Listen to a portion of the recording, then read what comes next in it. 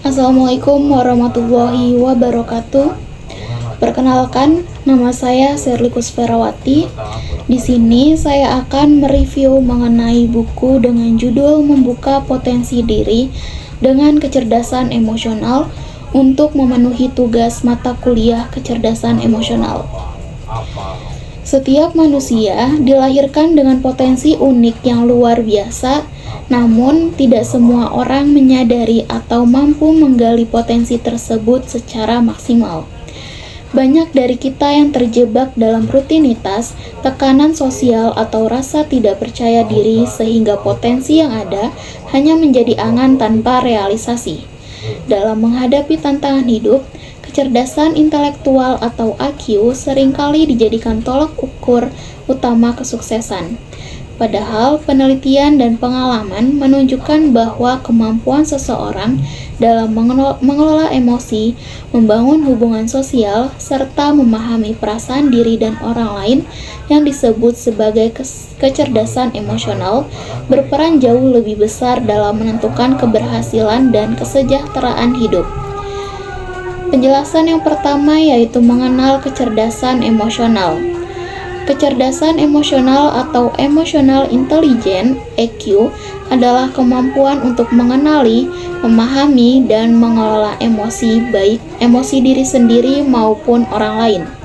Berbeda dengan kecerdasan intelektual yang berfokus pada kemampuan logis analitis, EQ lebih berkaitan dengan bagaimana kita menyikapi perasaan dan membangun relasi yang sehat dengan lingkungan sekitar. Konsep ini pertama kali diperkenalkan secara ilmiah oleh psikolog Peter Salovey dan John Mayer, namun semakin dikenal luas berkat buku Emotional Intelligence karya Daniel Goleman yang terbit pada tahun 1995. Sejak saat itu, EQ dianggap sebagai salah satu kunci utama dalam mencapai kesuksesan dan kebahagiaan hidup. Selanjutnya, komponen kecerdasan emosional. Komponen yang pertama adalah kesadaran diri, self-awareness, yaitu kemampuan untuk mengenali emosi yang sedang dirasakan, memahami penyebabnya, serta menyadari bagaimana emosi tersebut memengaruhi pikiran dan perilaku. Komponen yang kedua adalah pengelolaan diri, self-regulation. Ini berkaitan dengan kemampuan untuk mengendalikan emosi agar tidak meledak-ledak atau merugikan diri sendiri dan orang lain. Komponen yang ketiga adalah motivasi diri, self-motivation, yaitu dorongan dari dalam diri untuk terus maju, mencari tujuan dan bangkit dari kegagalan. Komponen keempat adalah empati, yaitu kemampuan untuk merasakan dan memahami apa yang dirasakan oleh orang lain. Yang terakhir, komponen yang kelima adalah keterampilan sosial, social skills, yakni kemampuan untuk berinteraksi secara efektif dengan orang lain, menjalin kerjasama, membangun jaringan, serta menyelesaikan konflik secara sehat. Kelima komponen ini saling mendukung dan berkembang seiring waktu dengan latihan dan pengalaman. Semakin kita mengasah masing-masing komponen ini, semakin tinggi kecerdasan emosional yang kita miliki, dan semakin terbuka pula potensi terbaik dalam diri kita. Selanjutnya yaitu mengelola emosi diri. Mengelola emosi diri merupakan salah satu keterampilan inti dalam kecerdasan emosional. Kemampuan ini tidak berarti kalau harus menekan atau menolak emosi yang datang, melainkan menyadarinya, memahami penyebabnya, dan menyalurkannya secara sehat. Yang selanjutnya, membangun kesadaran diri.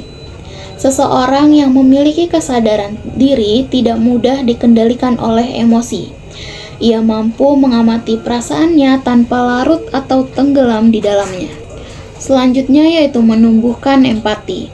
Menumbuhkan empati bukan hanya tentang kemampuan mendengar, tetapi juga tentang kesediaan untuk membuka hati.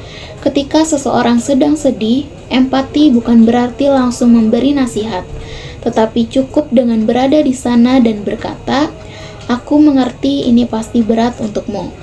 Terkadang kehadiran yang tulus lebih berarti daripada 1000 kata.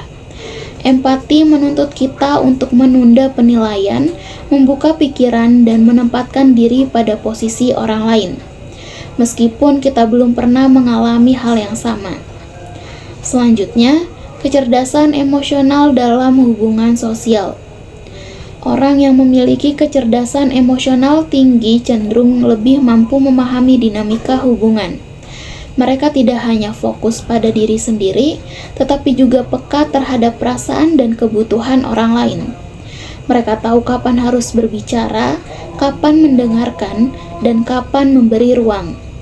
Dalam situasi konflik, mereka mampu menenangkan diri, menghindari kata-kata yang menyakitkan, dan mencari solusi yang adil bagi semua pihak.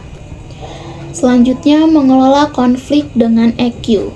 Mengelola konflik dengan EQ bukan tentang memenangkan argumen, melainkan tentang mencari jalan keluar yang adil dan saling menghormati. Ini menuntut kesabaran, kedewasaan, dan keterbukaan hati. Ketika konflik dikelola dengan bijaksana, hasilnya bisa sangat positif. Hubungan yang lebih erat, kepercayaan yang lebih besar, dan pemahaman yang lebih kuat.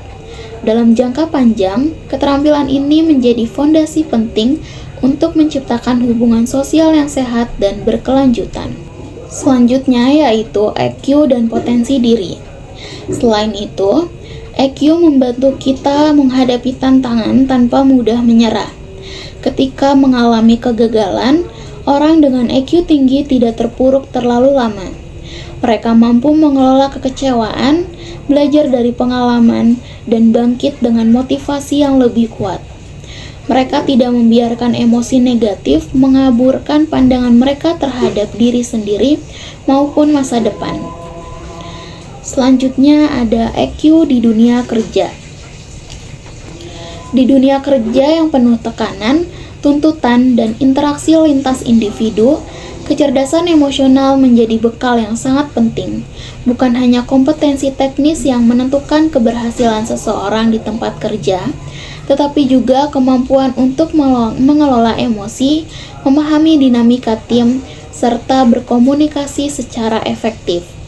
Karyawan atau pemimpin yang memiliki EQ tinggi cenderung lebih disukai, lebih mudah beradaptasi, dan lebih efektif dalam menyelesaikan masalah. Selanjutnya, EQ dan kepemimpinan. Kepemimpinan yang kuat bukan hanya lahir dari karisma atau posisi, tetapi dari kemampuan mengelola emosi dan hubungan antar manusia dengan bijak. Pemimpin yang cerdas secara emosional akan mampu membawa timnya tidak hanya mencapai tujuan, tetapi juga berkembang sebagai individu yang lebih baik. Disinilah peran EQ menjadi semakin penting, bukan hanya untuk memimpin, tetapi untuk membentuk pemimpin yang utuh secara kepribadian. Selanjutnya, meningkatkan EQ dalam kehidupan sehari-hari.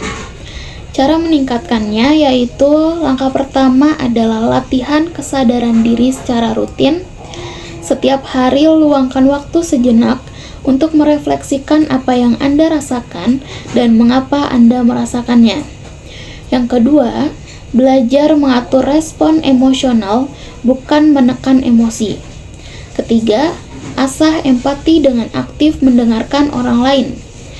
Yang keempat, kelola hubungan secara sadar, bangun komunikasi yang jujur dan terbuka, hindari menyimpan perasaan terlalu lama hingga menjadi ledakan emosi.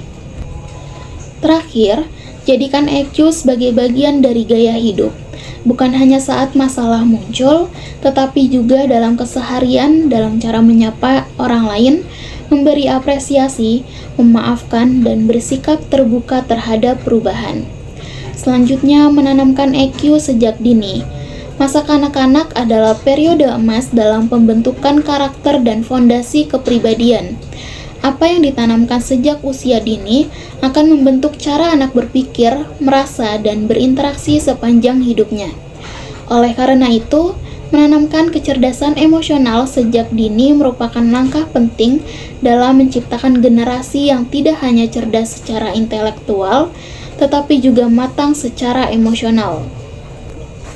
Kesimpulannya, buku ini membekali pembaca dengan strategi dan latihan konkret untuk memperkuat 5 komponen utama kecerdasan emosional. Pembaca diberikan ruang untuk memahami bahwa keberhasilan tidak hanya ditentukan oleh IQ atau kecerdasan akademik semata, tetapi juga oleh kemampuan untuk memahami dan mengelola emosi, baik dalam diri sendiri maupun dalam berhubungan dengan orang lain. Sekian penjelasan dari saya, kurang lebihnya mohon maaf. Wassalamualaikum warahmatullahi wabarakatuh.